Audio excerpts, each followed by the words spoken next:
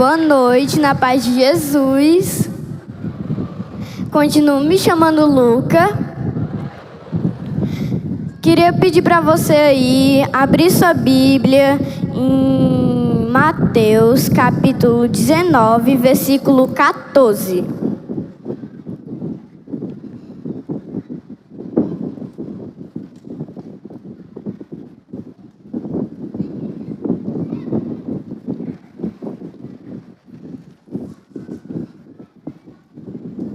Tudo pronto? Vamos comigo? Aí ele disse: deixem que as crianças venham a mim, e não proíbam que elas façam isso, pois o reino do céu é das pessoas que são como estas crianças. Vamos mais uma vez, agora bem alto, hein? Aí ele disse: deixem que as crianças venham a mim, e não proíbam que elas façam isso, pois o reino do céu é das pessoas que são como estas crianças. Eu tenho fé. Sim, eu tenho fé. Fé de que verei Jesus, o Deus da Bíblia, o Deus dessa igreja, assim, cara a cara. Eu tenho fé de que serei levado até Ele pelas pessoas que eu mais amo, os meus pais. Eu tenho fé que eles vão vencer o mundo e o maligno, só para que eu aprenda o caminho. Eu tenho fé de que quando esses dias chegar, eu vou contar para o mundo inteiro mesmo, que o Deus dos meus pais é fiel para cumprir a palavra que um dia eu aprendi lá no Geração Futuro, que eu e minha casa serviremos ao Senhor.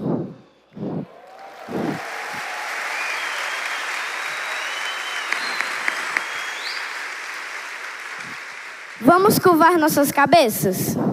Repete comigo de todo o seu coração, hein? Eu e o meu filho serviremos ao Senhor. Eu e minha filha serviremos ao Senhor. Eu e minha casa serviremos ao Senhor. Amém. É com você, pastor Hamilton.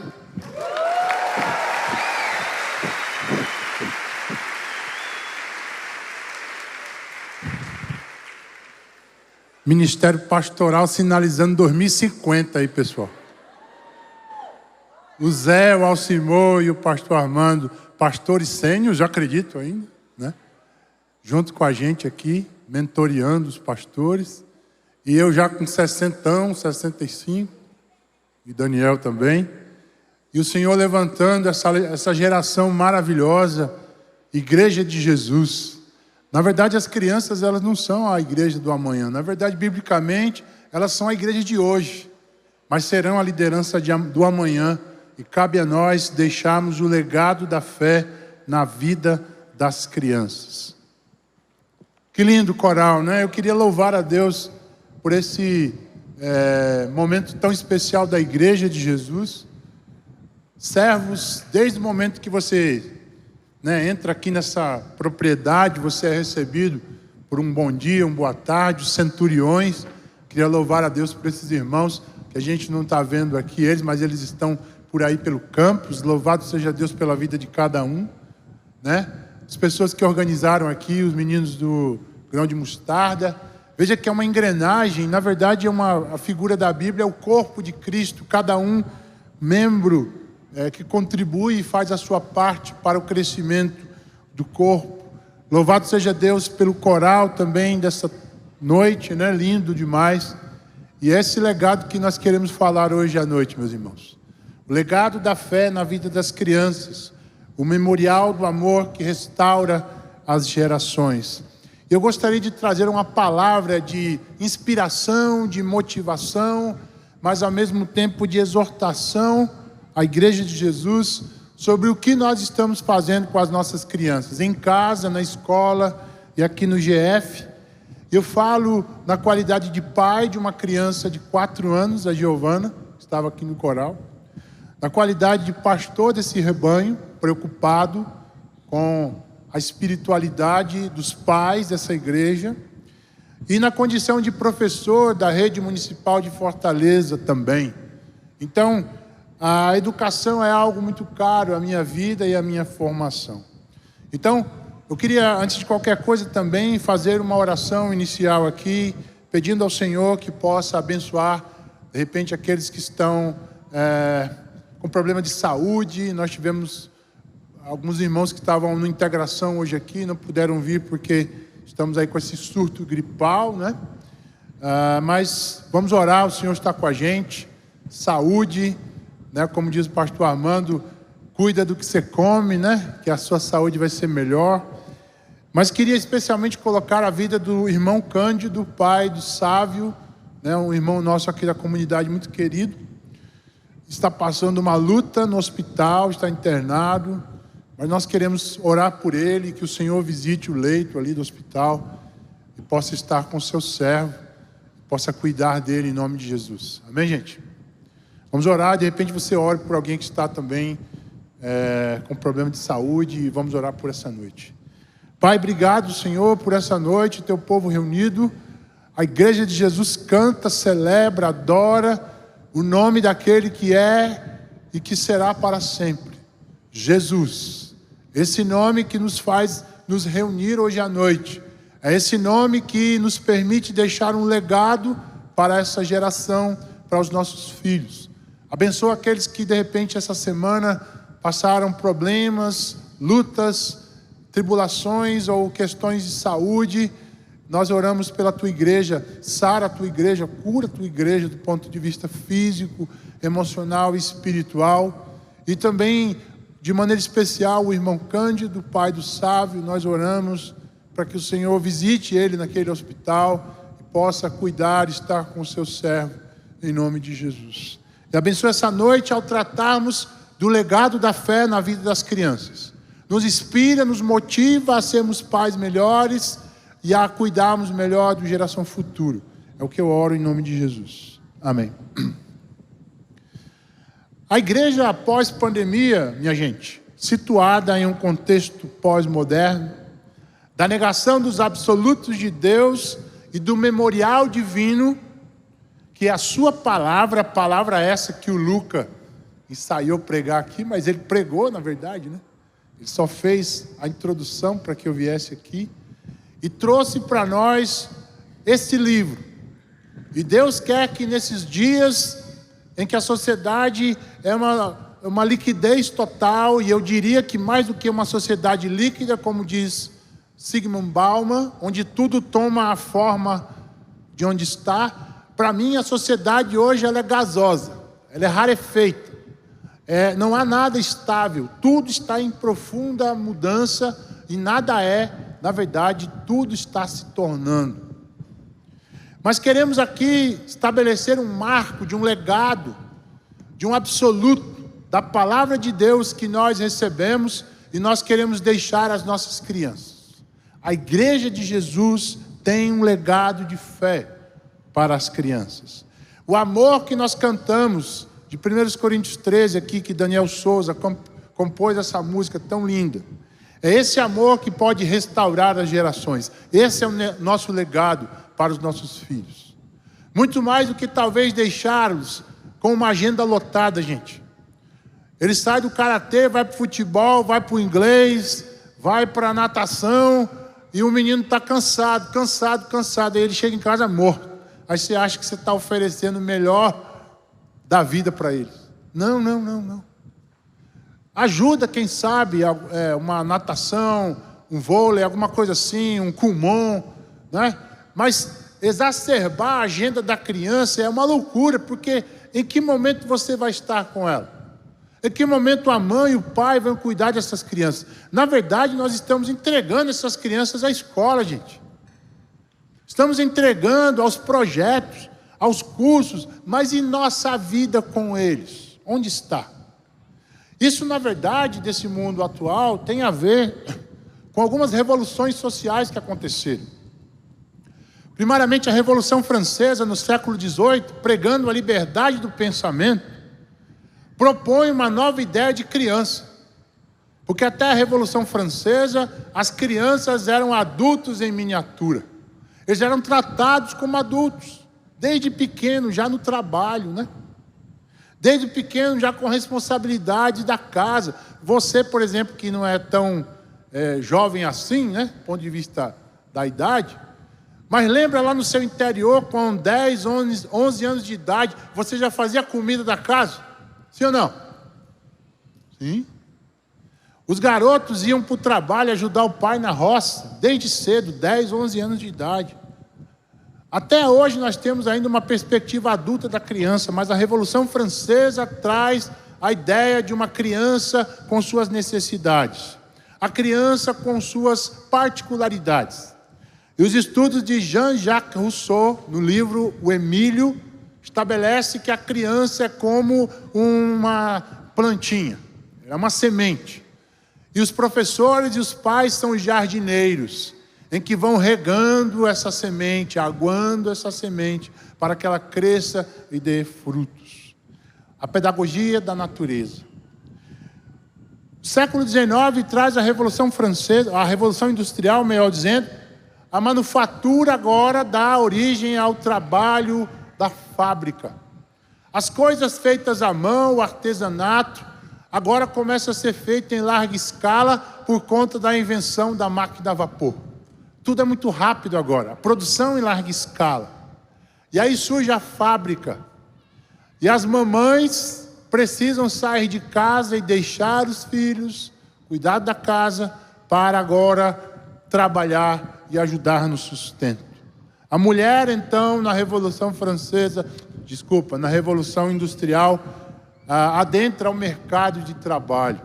Mas o desafio é que a mulher, ao entrar no mercado de trabalho, ela não pretere a sua outra função, que é de mãe e de cuidado da casa. Na verdade, ela assume uma outra responsabilidade, gente. As mamães que são mães e profissionais aqui, que o digam. Quando chega em casa é aquela confusão, não é não? Tem que ajeitar o menino, dar banho, ajeitar a mochila, botar a agenda para outro dia. É uma avalanche isso daí. Todo santo dia. E pense vocês que talvez, né, elas achem isso maravilhoso. Não, é porque tem que fazer, né? Tem que fazer, se não fizer, quem é que vai fazer? E aí nós temos ainda o problema de alguns homens insensíveis, que chegam no trabalho, junto com a mulher, detalhe, senta no sofá e bota o Jornal Nacional para assistir, como se nada tivesse acontecido. Nem por cabo lavar uma louça para ajudar no jantar, não é não, irmão? Misericórdia, né? Espero que aqui tenha alguns irmãos, amados, maridos, que estão ajudando as suas mulheres, viu? Silêncio da Igreja de Jesus. A responsabilidade é nossa, irmãos. Sobretudo quem não tem secretária, como lá em casa, né? Lá em casa não tem secretária, não. Os secretários somos nós três, eu, Gabi e Giovana. Então, quando eu chego do trabalho, eu vejo que está meio confusão, eu chego, entro, começo a ajudar e arrumar, igual uma enceradeira, assim, sabe? E as coisas vão tomando lugar. E, por fim, a revolução tecnológica do século XX, a internet e a cybercultura. A internet estabelece uma nova maneira de ser gente aqui. E a era da internet, da Web 4, a internet das coisas. As coisas se tornam pessoas e as pessoas se tornam coisas. A inteligência artificial. O tempo agora dedicado às redes sociais. Falávamos isso ontem aqui no A2. E o pastor Armando deu spoiler quando trouxe o texto de João 15, falando que podemos estar tão perto de Deus, mas tão longe dele, tão perto da religião, mas tão longe de Deus. E o A2 amplia o debate, falando que nós podemos estar tão perto uns dos outros, mais longe uns dos outros por conta das telas. Você está no sofá com a mulher, ela com o celular, você também e o menino no meio. Papai, mamãe, o que eles querem, gente? Eles querem atenção. Eles querem falar do seu dia. Eles querem abrir a vida, falar o que aconteceu durante a escola. Aí você, espera só um pouquinho, irmão. Eu não sei se foi gravado, mas se você pudesse assistir a sketch aqui do Dário e da Milena, seria uma coisa sensacional. Os dois no sofá e o Felipe no meio, querendo atenção. Ele, não, espera aí, menino. Não dá para a gente falar agora. O tempo de não ter tempo. A educação das crianças foi delegada às telas. E o papai e a mamãe que se julga pai bom, maravilhoso, porque dá presente aos seus filhos, pega um iPhone 14 e taca na mão de um menino de 5 anos. E está achando que está fazendo a melhor coisa do mundo. Você está entregando a educação e o coração dos seus filhos ao mundo da internet. Misericórdia, porque nós sabemos que está por aí, por detrás. Veja a estatística que nós temos aqui. O mundo se aproxima da marca de 5 bilhões de usuários da internet. Dos seus quase 7 bilhões e meio de habitantes, nós estamos na marca dos 5 bilhões de usuários. E detalhe, a estatística no Brasil diz que para cada brasileiro, 2 celulares. O povo está sem dinheiro, né, gente? Mas está comprando celular. Veja só, os países aí, onde as pessoas ficam mais na internet. O primeiro colocado é a África do Sul, com 10,56 horas por dia. Se o dia tem 24 horas, metade do dia no Instagram, no Facebook, no YouTube, no WhatsApp, no Telegram. Desafio você amanhã a contar, anota num caderninho quanto tempo você vai ficar na rede social. Aí depois você partilha no GR e faz seu mapa. Tá bom? Último colocado, o Japão, com 4,26 horas. Os japoneses, por incrível que pareça, trabalham demais, mas ficam menos na internet do que a gente. Mas olha os brasileiros, gente. 10,19 horas por dia na internet. A gente só perde para as Filipinas, que fica 10,27. Veja, numa situação dessa e o país caótico, a Igreja de Jesus não pode ficar aquém dessa realidade. Nós temos que levantar-nos hoje à noite como pais, educadores, e que vão atentar para isso. E vão tomar uma atitude ao sair daqui. Porque a família é um espaço de constituição do ser saudável. É na família que a gente aprende primeiro o senso de valor. Eu sou alguém importante. É lá na família que nós ouvimos isso. É na nossa casa que papai e mamãe diz: eu amo você, meu filho. Eu quero o seu bem. Papai luta por você. Papai te ama incondicionalmente. É lá. E aí, se você não tem feito isso na sua casa, um alerta. Se o seu dia com seu filho é meramente de grito e gritaria, saiba que você está construindo uma pessoa com baixa autoestima. Você está destruindo o seu filho. Palavras do tipo: você não presta, você não vale nada, eu não queria que você não tivesse nascido. Você está construindo seres humanos doentes. Adolescentes, jovens e adultos que serão doentes, que vão entregar a sua vida a qualquer palavra, a qualquer pessoa que digam que eles são importantes, inclusive o traficante. É na família também que a gente aprende o senso de competência, que nós somos capazes de fazer coisas. É lá que o meu pai me mostra que eu sou capaz, que eu posso aprender algo com ele. E é lá também que os desafios são lançados, né? A minha filha fica perambulando aí pelo campus. O pessoal fica assim preocupado, né? Minha esposa está vendo aí. Misericórdia, ela está... Você sabe onde ela está? Não sei não. Qualquer coisa eu mando um WhatsApp aí para a portaria, eles me dizem onde ela está. Né? Obviamente o cuidado, mas permita que a criança explore o lugar. Não mexa nisso, não toque nisso, não faça isso. Você está criando um ser humano que não vai ser capaz de nada. na barra da sua saia. Quando nós não estivermos aqui, como é que eles vão viver, hein, gente?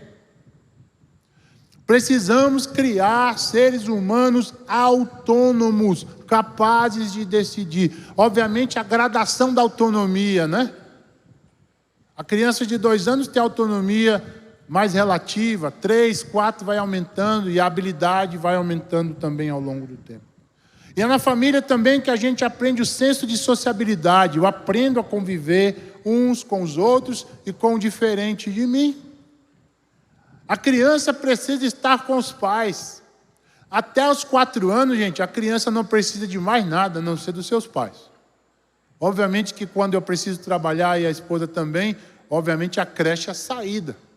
Mas até os 4 anos de idade, provado cientificamente, é só o amor do pai, o cuidado, o sorriso, a brincadeira, a história. Eu lembro que quando a minha esposa estava grávida, eu contava histórias para a Giovana na barriga. Cantava também. Eu não tenho boa voz como o pastor Daniel, mas eu cantava para ela.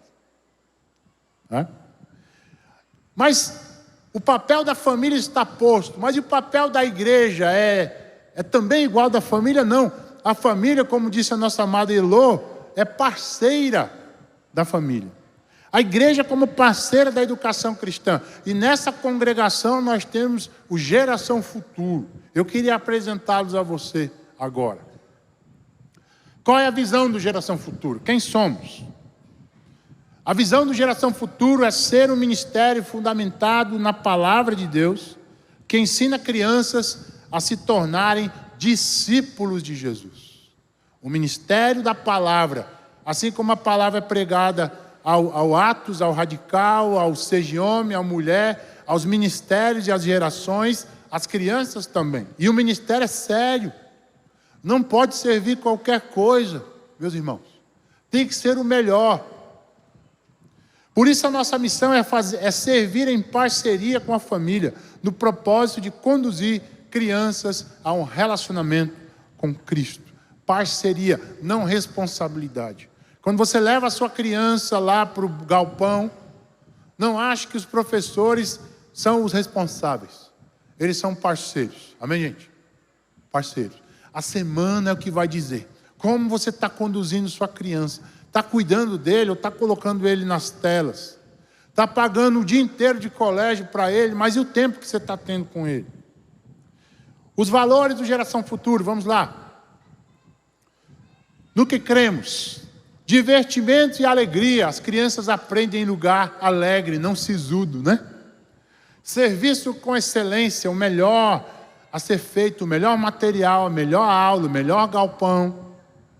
Segurança integral, segurança física, segurança emocional, segurança espiritual. Ensino bíblico focado na criança, como nós falamos, eles não são adultos.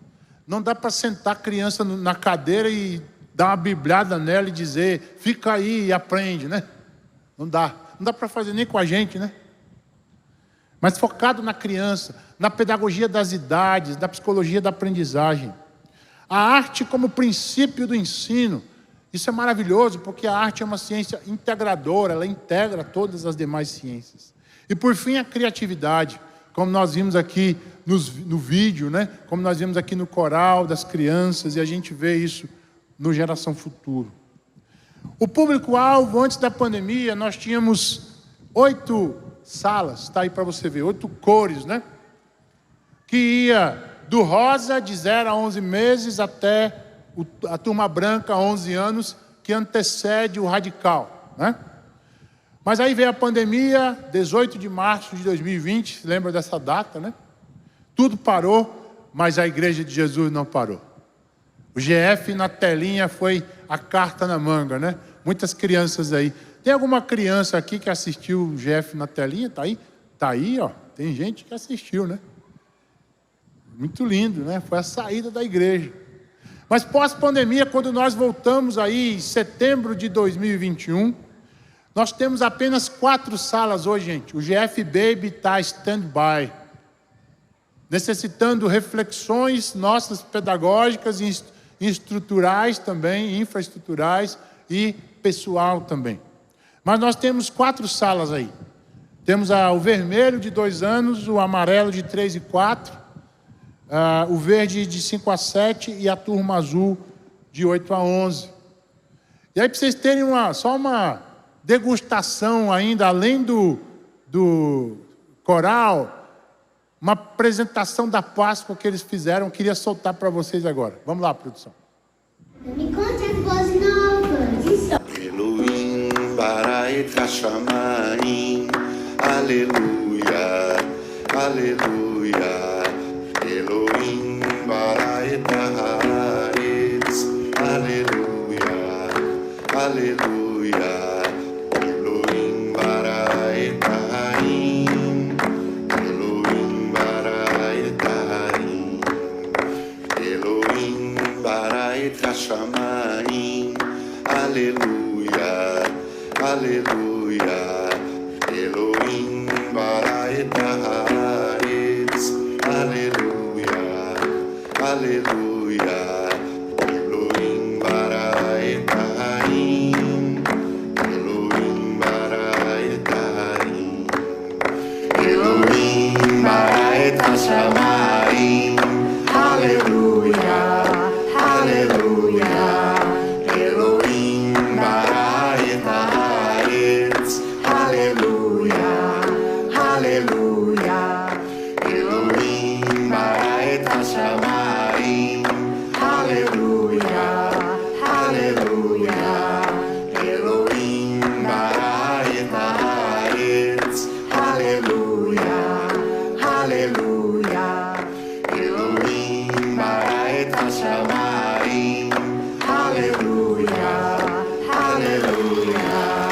Elohim bara et haaretz, aleluia, aleluia. E aí? Louvado seja Deus pela Keila e as meninas e meninos do teatro, né? Que fizeram essa produção espetacular aí. Essa é a realidade do Geração Futura, essa é a produção humana. E conta-se que Moody, um grande evangelista do século XIX, havia saído de uma grande cruzada evangelística. E aí alguém chegou e perguntou: Moody, a cruzada foi boa, foi legal, alguém se converteu? E o Moody disse assim: sim, se converteram 2,5 pessoas. E aí o fulano disse assim: ah, entendi já então. Foram 2 adultos e uma criança. 2,5 pessoas? Não. Foram 2 crianças e um adulto. Porque as 2 crianças são 2 pessoas inteiras. Têm a vida inteira pela frente para andar com Jesus. O adulto é meia vida, eu sou meia vida. Sabia que você é meia vida? Né? Nós já somos meia vida, pessoal. As crianças são vidas inteiras que nós somos convidados diante de Deus a sermos um modelo para que elas possam seguir o legado da fé. As crianças têm essa vida inteira pela frente e elas são alvo da graça de Deus hoje. E é por isso que eu quero abrir com vocês no texto de Deuteronômio capítulo 6, versos 4 a 9, que nós vamos ler como base de nossa reflexão nessa noite. Vai ser projetado aí na tela. Você pode abrir o seu Telegram. O Telegram não, viu? O Telegram não pode. Tá vendo o cacuete da internet, né? Pode abrir o seu tablet, se você veio com ele. Você pode abrir o celular, mas não vai dar um toquezinho no WhatsApp. Agora é a Bíblia. Diz assim o texto de Moisés, texto escrito em 1500 a.C. Olha aí. Bastante tempo, mas bastante atual. Diz assim: e é um chamado à Igreja Batista Central de Fortaleza hoje à noite. Ouça, Israel. Eu posso dizer, ouça, IBC. O Senhor, o nosso Deus, é o único Senhor. Ame o Senhor, seu Deus, de todo o seu coração, de toda a sua alma e de todas as suas forças. Que todas essas palavras que hoje lhes ordeno estejam no seu coração. E aí, Ensine-as com persistência aos seus filhos.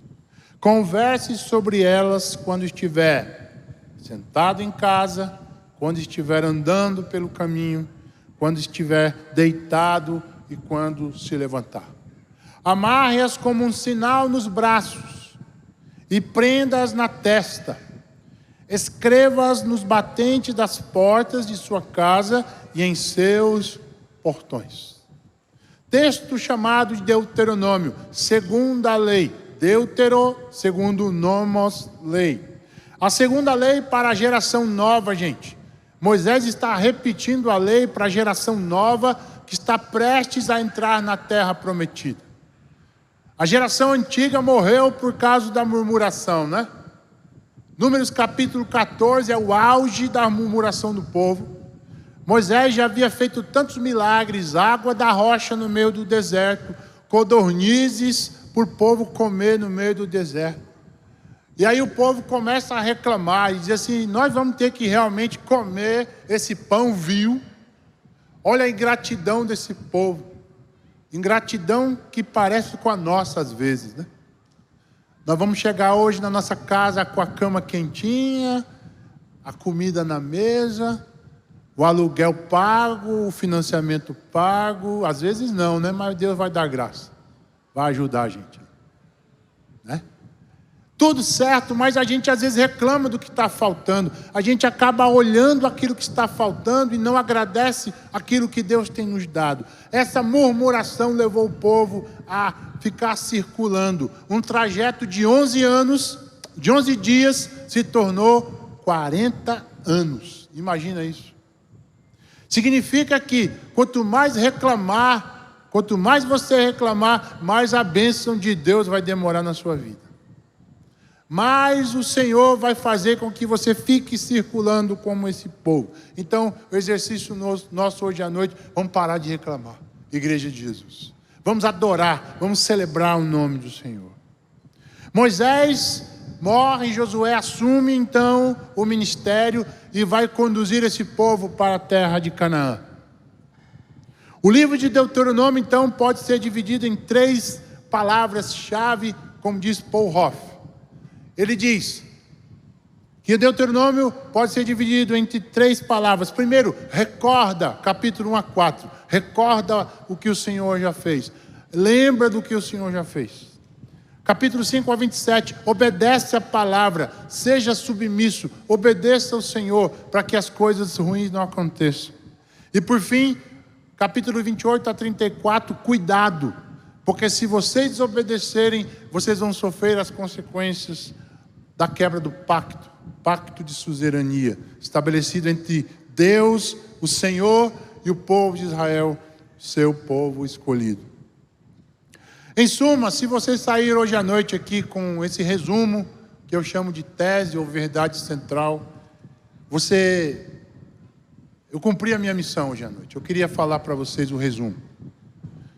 A compreensão do amor de Deus nesse texto de Deuteronômio capítulo 6 me leva a educar as crianças com base no legado que Jesus deixou. O amor incondicional que traz equilíbrio para a família. O amor de Deus precisa estar em meu coração para que ele vaze para os meus filhos. E isso traga equilíbrio para a minha casa. Mas como viver diariamente? Na tensão do cotidiano, para deixar esse legado, né? Porque às vezes a gente acaba tendo um cotidiano bastante tenso. E às vezes não dá para fazer o que a gente imaginava que gostaria de fazer com os filhos. Mas o Senhor nos traz aqui 4 coisas e eu quero trabalhar com vocês rapidamente aqui. Primeiro, a vida centrada no único Senhor. Capítulo 6, verso 4, olha o que diz o texto. Ouça, ó Israel, o Senhor, o nosso Deus, é o único Senhor. É uma chamada de atenção ao povo de Deus, é uma chamada de atenção a um dos nossos sentidos, a audição. Ouça, Israel, ouça a igreja de Jesus. Abra bem os ouvidos. Como diz Jeremias 7:23, mas o que eu lhes ordenei foi isso: deem ouvidos à minha voz, e eu serei o seu Deus, e vocês serão o meu povo. Andem em todo o caminho que eu lhes ordeno, para que tudo lhe vá bem. Deus está chamando a nossa atenção como chamou a atenção do povo de Israel. Eu sou o único Senhor. Eu sou Deus na sua vida. E se existe algum outro possível Deus na sua vida, é que hoje você precisa quebrar esse poste ídolo, que pode ser o dinheiro, que pode ser a fama, que pode ser o seu título, o seu diploma, o seu trabalho. Quais são os deuses que habitam no altar do nosso coração? O Senhor Javé deve ser o Deus Todo-Poderoso que comanda, que é o Senhor da nossa vida. A expressão Javé ou Jeová é o chamado tetragrama, né? Yod, Rei, Vav, Rei. O nome impronunciável de Deus. Os judeus chamam ele de o Adonai, para não dizer o nome de Deus. Quando o nome de Deus aparece na Bíblia, os judeus não leem. Mas é interessante que a palavra único aqui, Errad, no hebraico, não é uma unidade singular, mas é uma unidade plural. Deus está dizendo, eu sou o único plural. Não existe em outra passagem ou outra pessoa a ser usado esse termo, a não ser a Deus. Se Deus é unidade plural, nós temos aqui o princípio da Trindade. Pai, Filho e Espírito Santo. Que Jesus disse que era a perfeita comunidade. Se Deus é comunidade, Ele nos faz viver em comunidade. Mas só é possível viver em comunidade quando Deus é o único Senhor de todos que ali vivem. Como Ele quer ser o único Senhor da nossa vida. Marcos capítulo 12, verso 29. O Senhor nosso Deus é o único Senhor. Isaías 45, 18. Eu sou o Senhor e não há. Será que a gente pode dizer isso para Ele hoje? Por que eu estou falando isso? Porque para passar o legado da fé para as nossas crianças, primeiro o Senhor precisa ser o nosso único Senhor. O trabalho não pode ser, gente.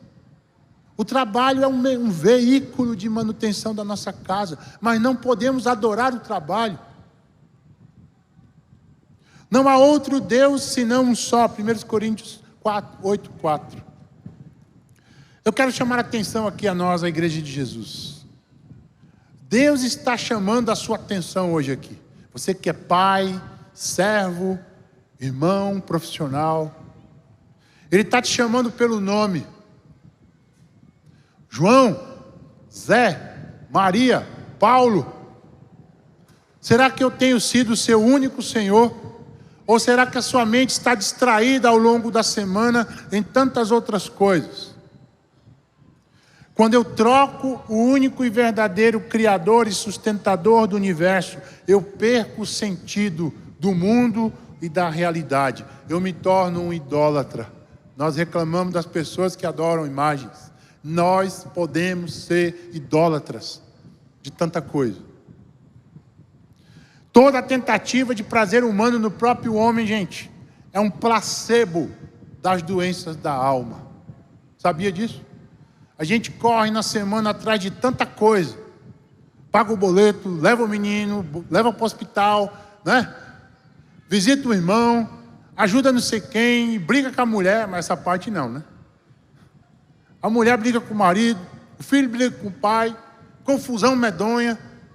Sexta-feira, sábado, domingo, nós estamos aqui na igreja. Aí a gente passa a régua em tudo, né? Perdão, Senhor, pela multidão de pecados da semana. Multidão de pecados? Tem nome, não tem não? É ira, é maledicência, é paciência curta. Não é não? Tem gente que, eu chamo de crente bombinha. Você toca nele, ele buf, estoura. Estamos à flor da pele, irmãos. Por quê? Porque nós tiramos o Senhor do trono do nosso coração e colocamos outros deuses. Sabia disso? O niilismo de Nietzsche, o existencialismo humanista de Sartre, ou o ateísmo de Feuerbach, para os amantes da filosofia, nos levaram a isso, a angústia humana. O homem não tem saídas. E todas as tentativas de solução disso é como se você desse um Doril a quem está com câncer terminal. Serve para quê?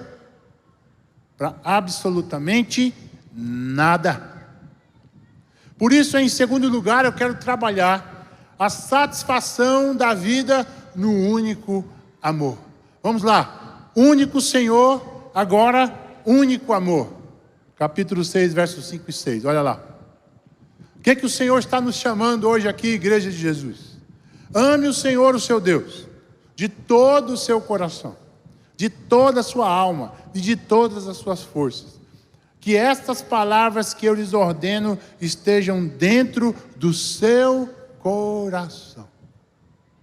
Um estudioso da lei chegou para Jesus, muito sábio e religioso, e disse: como é que eu posso ter a vida eterna, né? Um jovem rico. E Jesus lhe disse: faça o que diz os mandamentos. Ele disse: eu cumpro desde a infância. Todo religioso. Então ame o Senhor de todo o teu coração e o teu próximo como a ti mesmo.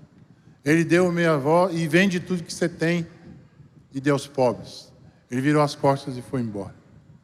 Porque na verdade o nosso coração está povoado de ídolos, como nós falamos. Mas eu quero trabalhar a história que Jesus e Moisés coloca aqui. O coração, a alma e as forças. O coração, o centro da vida, o centro do pensamento, o centro da decisão, o centro das emoções. E olha o que Provérbios 4:23 nos alerta hoje à noite. Acima de tudo, guarde o quê? Seu coração, pois dele depende toda a sua vida. O que você está alimentando o seu coração, meu irmão? Salmo 51:6. O que tu queres é um coração sincero. Enche o meu coração com a tua sabedoria. O coração de cada um de nós precisa estar cheio de Deus. Estar cheio de mim é estar vazio de Deus. Estar cheio de Deus é me esvaziar de mim a cada dia, para que Ele cresça. Convém que Ele cresça e eu diminua a cada dia. Agora, a alma, a palavra hebraica nefesh, que significa alma, o ser integral, não só cognição, emoção ou corpo, mas a totalidade do ser. Deus, em Gênesis 2:7, fez o homem um ser vivente, um ser de necessidade. É interessante essa palavra nefesh, alma. Ela foi traduzida de forma pobre, né, para o Novo Testamento como psique, que era a deusa das emoções. Mas nefesh é mais do que alma, emoções. É o ser integral, gente. É o corpo, é o espírito, é a alma, é o todo do homem. E veja o Salmo 63:1. Ó Deus, tu és o meu Deus. Eu te busco intensamente. A minha alma tem sede de ti. Todo o meu corpo te anseia, numa terra seca, exausta e sem água. Sabia que nós somos seres de necessidade de Deus? Sabia que aquele dia que você está mais estressado, aquele dia que você está assim, rapaz, nem eu estou me aguentando hoje. Você teve algum dia nessa semana assim? Você não se suporta, talvez. Esse dia, provavelmente, você estava ausente da presença de Deus. Você estava vazio de Deus e cheio de você. Santo Agostinho, o filósofo, disse: Senhor, fizeste-nos para ti, e a nossa alma só encontra repouso em ti. Toda a busca humana é uma busca de repouso em Deus. E ainda as forças, nós somos chamados a amar a Deus com todas as nossas forças, com toda a intensidade, com tudo que temos, tudo que somos, nossos dons e talentos. 1 Coríntios 10:31, veja aí. Será que você tem amado o Senhor com tudo que você tem? Assim, quer vocês comam, quer bebam, quer façam qualquer outra coisa, façam tudo para a glória de Deus. Amar a Deus não é dizer palavras bonitas para Deus. Senhor, te amo, de ti preciso. Cantamos, né? E a segunda-feira amanhã, gente? Hein? Quando você levar uma burdoada do seu chefe, você vai continuar amando a Deus? Você levar um height do teu colega de trabalho, você vai continuar sóbrio? Você vai igual um porco espinho, né? Tem crente que é porco espinho. Se você tocar, ele, né? Os espinhos, ó. Tem que tomar cuidado com o crente bombinha e com o crente porco espinho, viu? Irmãos, o amor ao único Senhor. Único Senhor, único amor. Quais são os amores que você tem aí na semana?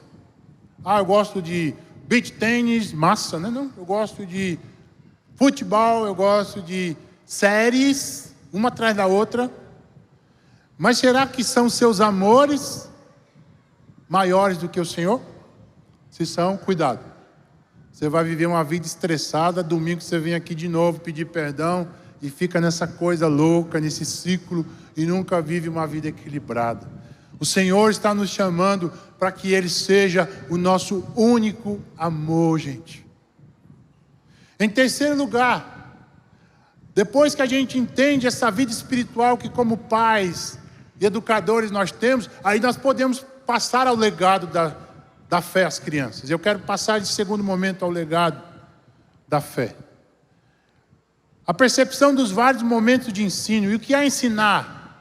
As raízes latina, hebraica e grega. Vamos lá. A raiz latina, insignare. O que é ensinar? É marcar com um sinal. Sabia que quando você ensina, você está marcando pessoas? O professor, quando ensina o aluno, está marcando o aluno. Então não existe assim, eu ensinei, ele não aprendeu. Você não ensinou. Se ele não aprendeu, você não ensinou.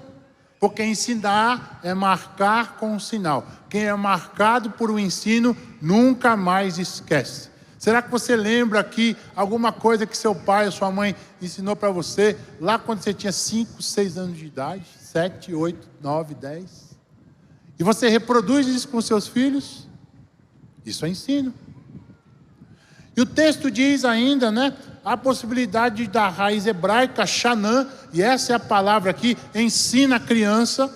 Ela aparece única vez na Bíblia, nesse texto de Deuteronômio 6. Ensinar aqui é afiar, é aguçar. Como uma ferramenta que você pega e passa o esmeril, né? Ou seja, ensinar a criança aqui a amar a Deus é forjar o seu caráter através do seu modelo, é afiar, é deixá-la como uma ferramenta preparada para viver nesse mundo tão caótico. Será que nós estamos afiando as nossas crianças com o ensino de Deus? Ou a gente tem entregue eles à escola simplesmente? O texto fala para a gente persistir no ensino, gente. E aí fica o desafio, não desista do seu filho, meu irmão. Cansei de falar com esse menino. Não cansa não. O texto está dizendo, ensina com persistência. Não desiste, porque o mundo não vai desistir dele, viu? O mundo, a sociedade não vai desistir do seu filho, até que eles possam tê-lo para eles. E que eles possam reproduzir os valores dessa sociedade. Não desista. Fala 1, 2, 3, 4, 5, 10, quantas for preciso, para que você não perca o coração dos seus filhos. O texto ainda fala de um diálogo pedagógico com os filhos, sem tempo ou lugar. Olha o que o texto diz. Ensina em casa um lugar fixo, é preciso ter. O princípio da localidade, é preciso que a criança tenha um lugar fixo. A casa, a escola, ensina no lugar fixo. Mas ensina também no caminho, durante o dia, o princípio da fluidez do ensino. Você vai deixá-lo ao colégio, fala com ele sobre a palavra, né? Você vai levá-lo no trajeto, ensina. Ao deitar, no final do dia, o princípio da celebração. Ao final do dia, do repouso, para eles. Senta à mesa, toma um café com eles e fala sobre Jesus para eles. É o princípio da celebração do dia. E quando levantar, no começo do dia, o princípio da prioridade. levanta já adorando, ensinando eles sobre a importância da geração que eles estão formando. O menino que aprende isso, gente, ele não vai, como diz a palavra, que a gente ensine ele no caminho que deve andar, para que quando ele for jovem não se desvie deles. E ainda em quarto lugar, nós podemos desenvolver muitas maneiras de ensinar as gerações. O texto fala no capítulo 6, verso 8 e 9, olha o que diz. Vamos desenvolver essas muitas maneiras de ensinar. Amarre-as como um sinal nos braços e prenda-os na testa. Escreva-os no batente das portas de casa e em seus portões. Aqui é a pedagogia do concreto.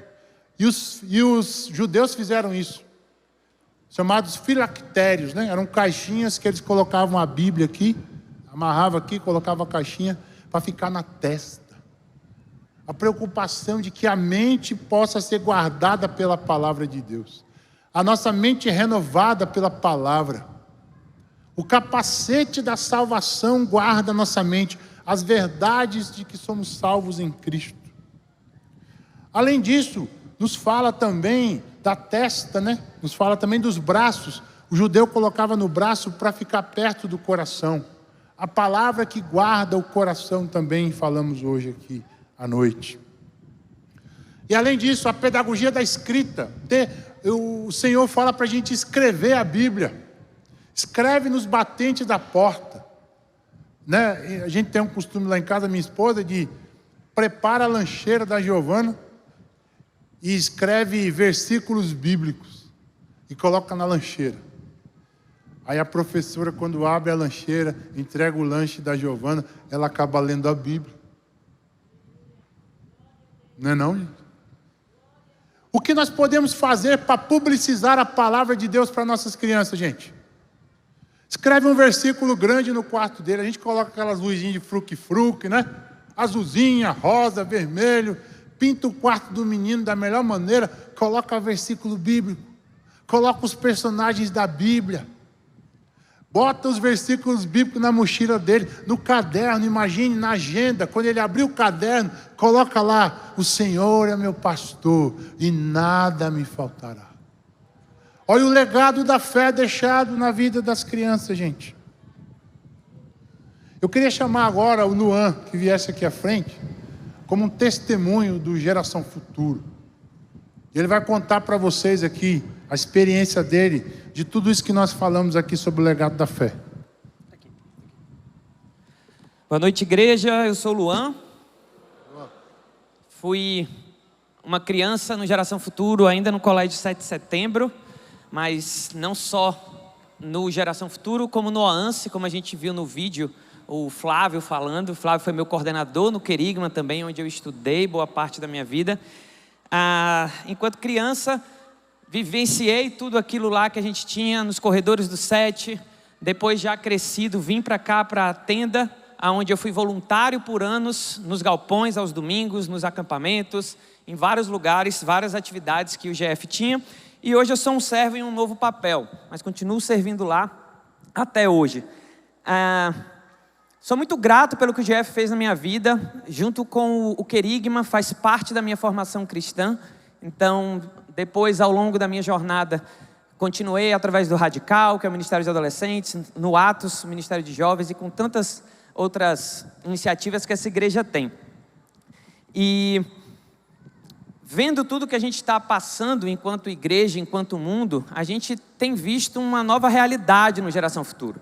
A gente tem visto um novo momento que ele tem passado, onde as crianças estão muito mais dispersas do que antes.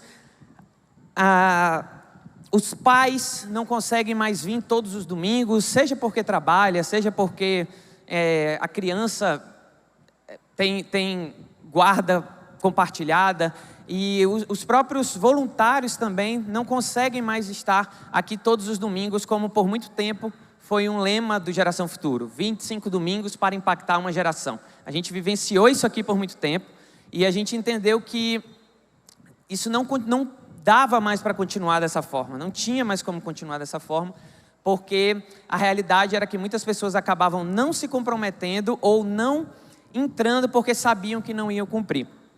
Então, ao longo do tempo, a gente foi entendendo que isso precisava mudar. E a gente começou em agosto do ano passado, mais ou menos até outubro, um grupo com várias pessoas, aos domingos pela manhã, enquanto a igreja se reunia aqui na tenda, enquanto Geração Futura acontecia, os outros ministérios aconteciam, a gente entendeu que precisava pausar para conversar sobre o GF. E a gente juntou lá pais, mães, empresários, pessoas que trabalham em startups, com inovação, pessoas que são pedagogos, psicólogos, diretores de escola, voluntários, um grupo bem amplo mesmo para conversar sobre o GF, o que eles estavam vendo sobre o GF, e assim a gente fez por um bom tempo. E a gente entendeu nesse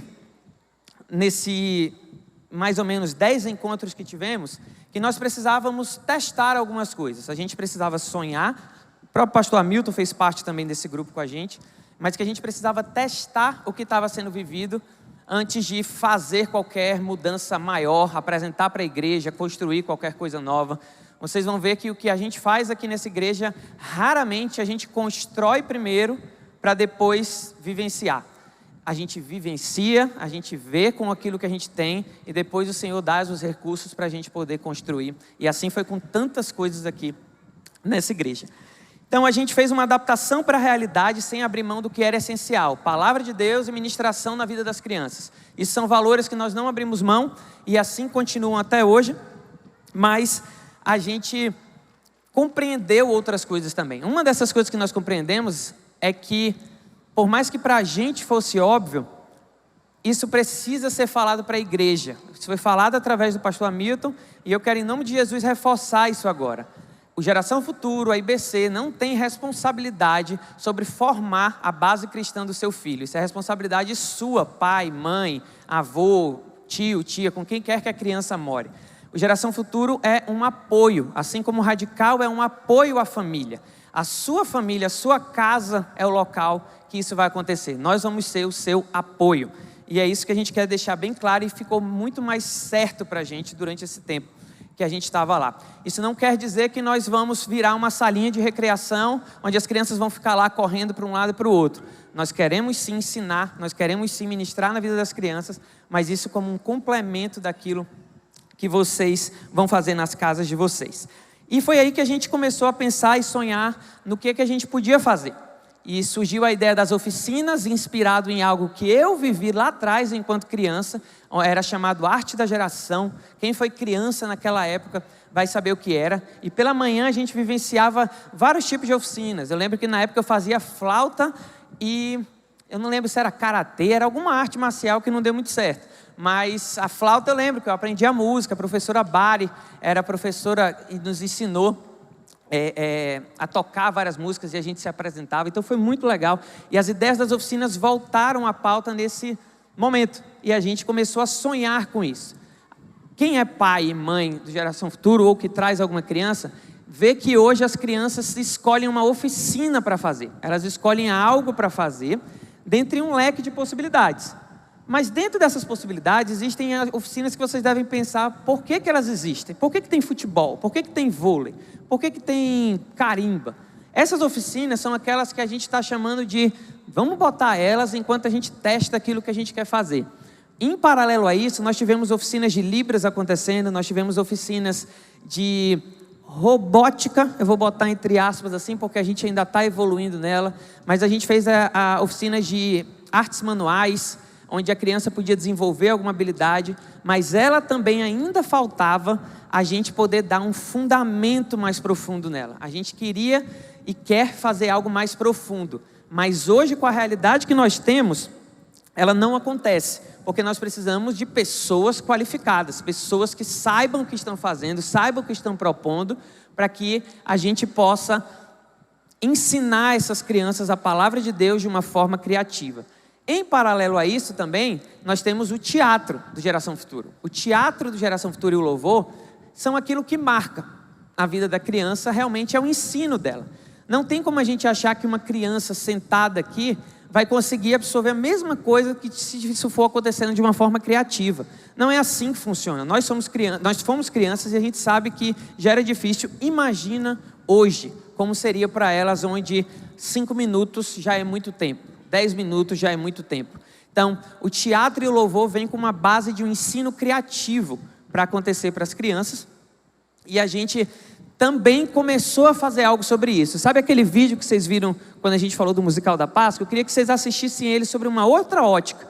Aqui, quando eu vou pedir para a produção passar já, mas é que vocês olhem para uma ótica agora um pouquinho mais crítica. Olhem de uma forma um pouquinho mais, menos apaixonada por ver crianças e voluntários atuando, que é onde a gente entra nessa história toda. Porque nós temos um sonho.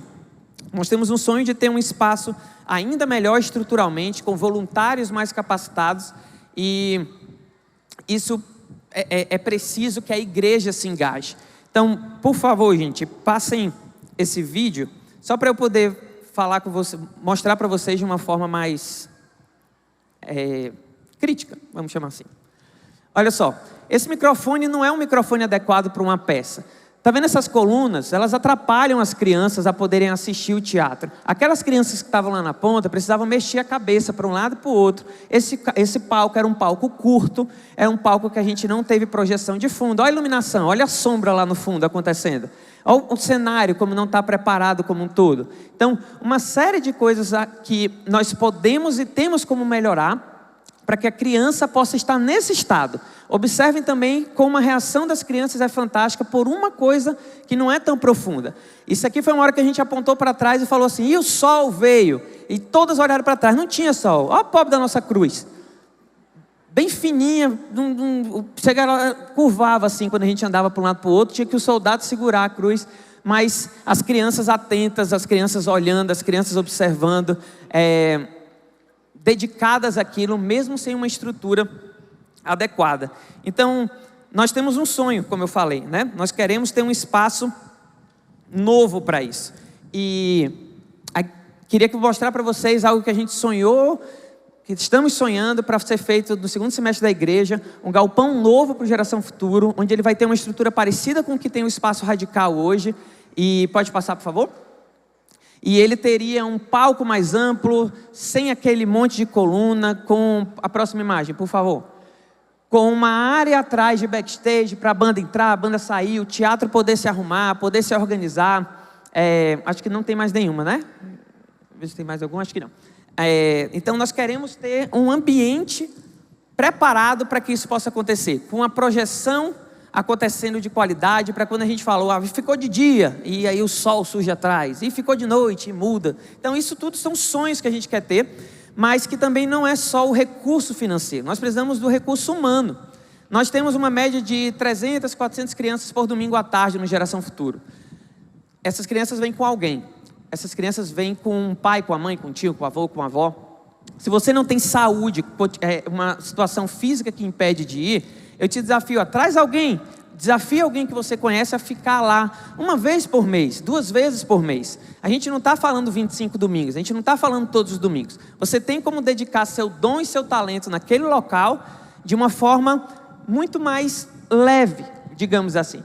Porque o que está acontecendo, eu vou contar numa história um pouco mais para frente, mas a gente precisa sair do papel de cuidador de crianças ou de entregar as crianças para a gente assumir um papel proativo de fazer acontecer. Não é simplesmente chegar lá também e falar, vou ficar vigiando esse menino correndo para um lado e para o outro. Não, eu sei fazer habilidades manuais e eu consigo pensar numa ministração em cima disso na vida da criança. Então, propõe algo, não entrega tudo para a igreja, instituição.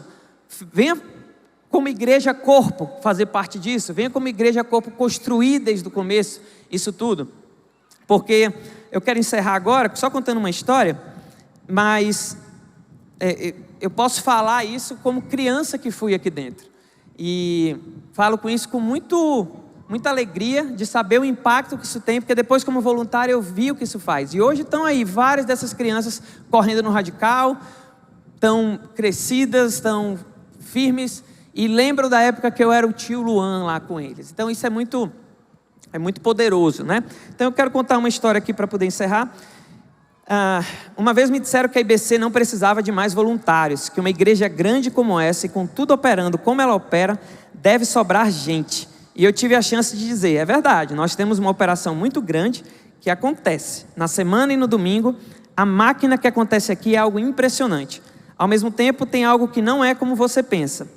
Muitos aqui que já entenderam essa responsabilidade e essa realidade da IBC têm estado em 2, 3, 4, 5 áreas porque sabem que precisa e o coração não deixa a área ficar desfalcada. Tem alguém aqui que serve em 4, 5 lugares nessa igreja? Eu não tenho dúvidas que se a gente perguntasse mesmo, levantaria a mão e a pessoa diz, rapaz, se tiver, eu estou lá porque eu amo muito isso, eu não consigo deixar uma criança voltar. Que isso acontece muitas vezes. Já pensou se uma igreja como a nossa, com 3, 4 mil pessoas, o que aconteceria? Uma igreja com seus membros engajadas, servindo, se alternando e cuidando disso tudo, nossa operação passaria a ser pequena para o tanto de gente que teríamos. As pessoas passariam a estar nos lugares com pessoas sobrando e não mais tendo que crianças voltarem chorando por não poderem entrar por falta de pessoas para cuidar de uma forma segura e com qualidade. Não é o Geração Futuro que precisa de voluntários, não é o Conviver que precisa de voluntários, não é os Centuriões que precisa de voluntários. É a Igreja Batista Central de Fortaleza que, quando fala aqui, precisa de voluntários. Aquilo não é uma igreja à parte. O Radical não é uma igreja à parte, isso é uma igreja única. Então, quando a gente fala isso do Geração Futuro, nós estamos falando da igreja. A igreja precisa de voluntários. E é isso que a gente está fazendo aqui. Está desafiando você a fazer parte dessa construção e dessa vivência com as crianças. Então, quando o ministério precisa, a igreja que está precisando. E a igreja está chamando. Se isso fala seu coração de alguma forma, a gente vai estar ali no final com um stand bem legal para poder explicar tudo para vocês e vocês poderem ser parte dessa história aí das crianças ao longo do tempo. Amém? Obrigado, gente.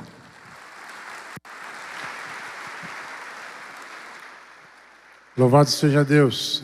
Diante disso, eu queria soltar o último vídeo para a gente já encaminhando o encerramento. Queria que você pudesse assistir esse vídeo à luz da experiência do Luan e daquilo que alguém já participou servindo no Geração. Pode soltar, produção. Você, que é pai, mãe, fala aí. Qual o futuro você quer para os seus filhos?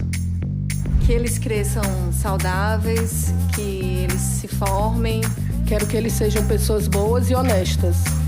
Mas eu quero que o meu filho, ele seja, acima de tudo, uma pessoa trabalhadora. E ser um bom profissional. Independente da escolha, seja médico, jogador de futebol, empresário, que ele se dedique ao máximo nisso. Aí, já pensou o jogador profissional? Quero que ele se forme, quero que ele forme uma linda família. Que ele viaje, que ele tenha uma experiência fora do país. Que ela se case com um homem maravilhoso, seja muito feliz, constitua uma família linda. Quando eu crescer, eu quero ser jogador de futebol. Quando eu crescer, eu quero ser médica e cantora. Quando eu crescer, você quer ser motorista de ônibus? Eu quero ser uma médica para cuidar da minha avó. Nossa, tem tantas opções, mas eu acho que eu quero ser enfermeira. Eles parecem saber bem o que querem, mas quanto à fé? Quando eu crescer, eu quero servir na tenda, ajudando a sentar no lugar. Eu quero servir na produção. Eu quero cantar no palco. Quando eu crescer, eu vou querer trabalhar na igreja. Deixa eu pensar. Eu acho que o Serra e Crianças.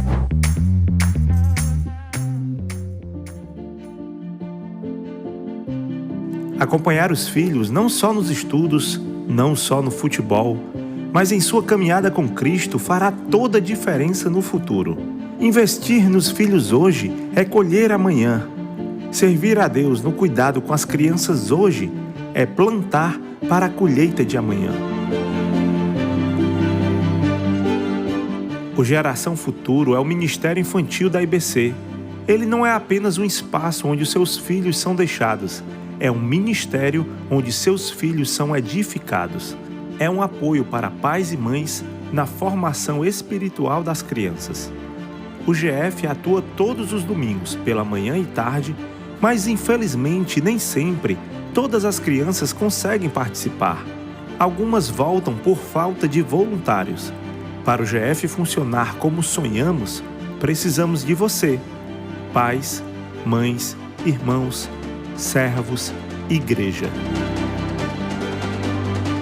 Vamos juntos semear para colher o novo, uma nova geração. Geração Futuro.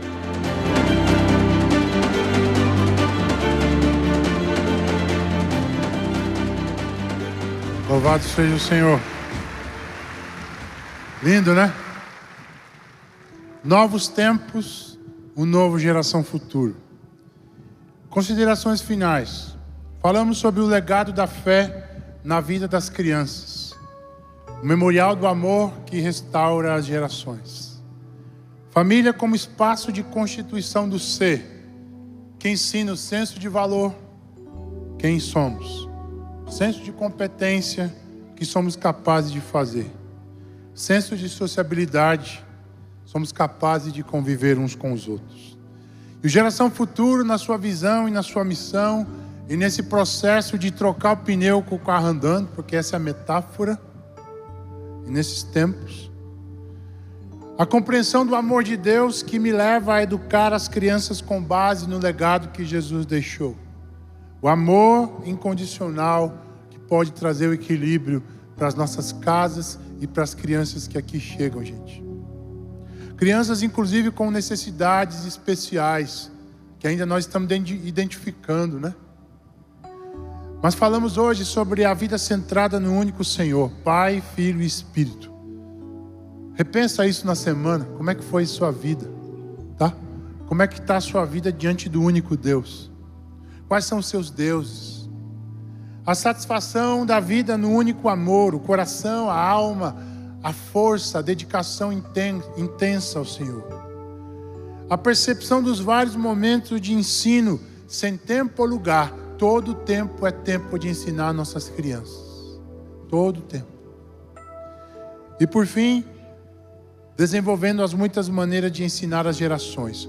O concreto, a escrita, a vida entregue aos nossos filhos, para que eles recebam esse legado da fé e possam conhecer o Senhor Jesus. Eu queria que pudéssemos cantar esse último louvor de novo, e o seu coração aí, diante da palavra que você ouviu, possa em contrição orar a Deus e dizer: Senhor, eu tenho falhado, eu tenho outros deuses dentro do meu coração, eu preciso dar mais atenção aos meus filhos, eu preciso servir mais, eu preciso entregar a minha vida, meus dons, meus talentos. Cante conosco.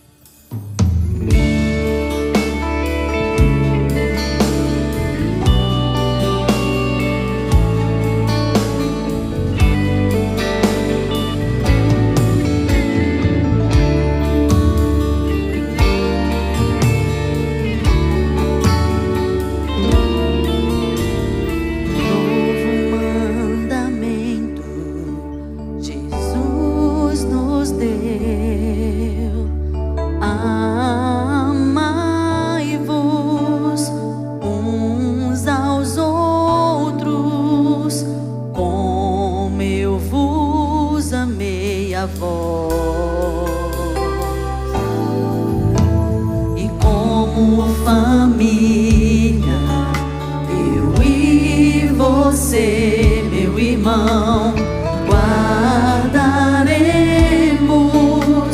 seus mandamentos, permanecendo no seu amor. Canta com o coração, Igreja de Jesus. O amor jamais é invejoso.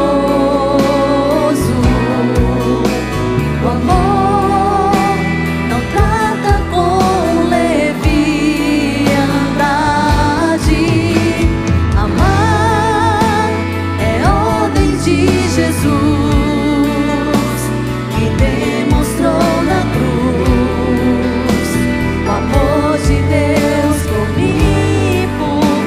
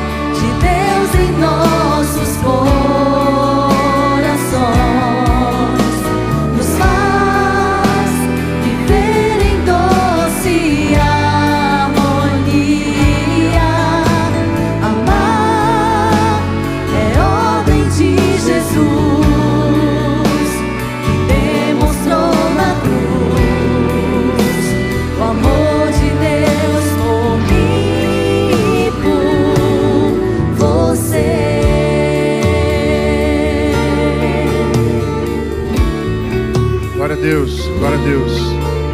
Queria pedir só mais um minutinho para a gente terminar aqui. Não precisa guardar as cadeiras ainda não, a gente está terminando. Mas eu queria fazer um desafio duplo aqui novamente à Igreja de Jesus. O primeiro desafio é você que veio talvez aqui pela primeira vez, vazio de sentido. E você tem buscado na sua vida o sentido para a sua existência. O amor de Jesus está faltando no seu coração, porque o amor dele é do tamanho do vazio da sua alma. Quem sabe hoje à noite é o desafio de Deus de você dizer: eu estou aqui hoje, entregando a minha vida e minha vontade ao Senhor. Eu quero receber esse amor que vai encher minha vida. Tem alguém aqui que veio nesse auditório e gostaria de entregar a sua vida ao Senhor? Aleluia! Salvação de Deus. Você pode ainda levantar a sua mão, fica aí com a sua mão levantada que vai chegar alguém do seu lado para receber esse amor de Deus que vai marcar a sua vida. E o segundo desafio é para você, servo de Deus, que ouviu essa palavra sobre o Geração Futuro e deseja dedicar um tempo esse semestre para servir em alguma área, no teatro, na música, no ensino, tem tanta área. Eu queria te convidar a ficar em pé se você deseja servir no Geração Futuro esse semestre. Entregar um tempo, glória a Deus, louvado seja o Senhor. Você que foi impactado pela palavra, não se preocupe, irmão, não sei fazer, eu não sei ensinar, não sei cantar. Nós vamos ter a preparação, nós vamos ter a formação para todas as áreas. Amém, gente? E lá no final, você que decidiu aqui servir no Geração, tem um stand lá preparado para você, para fazer sua inscrição, colocar seus dados. E terça-feira, 19 horas, nós vamos ter uma reunião aqui no Pedras para envisionar vocês, mostrar o Geração Futuro, as áreas e captar o dom, o talento de cada um para a glória de Deus, para que o Geração Futuro não tenha mais esse negócio, não tenha mais voluntário. Tem escala agora no Geração Futuro. Amém, gente? Louvado seja Deus. Vai ter escala no Geração. E para terminar, gostaria de receber essas pessoas que aqui estão. Deus te abençoe, querido. Deus te abençoe, minha querida. Lindo, lindo. A família de Deus abençoa, recebe esses amados em Cristo. Vamos ficar em pé, levantar nossas mãos e receber esses amados que hoje são incorporados à Igreja de Jesus, corpo vivo de Jesus. E a Igreja de Deus avançando, porque o melhor de Deus está por vir. Vamos orar. Pai, nós louvamos o Teu nome, Senhor. Agradecemos pelo legado do Geração Futuro. Quantas vidas, quantos servos, quantas lágrimas derramadas, Senhor. Da Elô, da Diana, da Ana, de tantas pessoas. E a igreja do presente abraça o Geração Futuro, porque queremos deixar um legado da fé para as nossas crianças. Levanta os teus servos, um exército de servos que vão ensinar as nossas crianças. Envisiona o teu povo, a visão, a missão, os valores. Capacita-nos ao ensino das crianças nesse semestre. E recebemos essas vidas na tua família. A tua família hoje é acrescida de mais membros. E a festa no céu, a festa de Jesus, porque 2 ou mais pessoas levantaram a sua mão ao Senhor, entregaram suas vidas a Ele, ao único Senhor, ao único amor, e as suas vidas vão ser restauradas para a glória de Deus. Que a tua igreja seja avançando, vitoriosa, poderosa nessa semana, para a glória de Deus assim oramos, em nome de Jesus. Louvado seja Deus.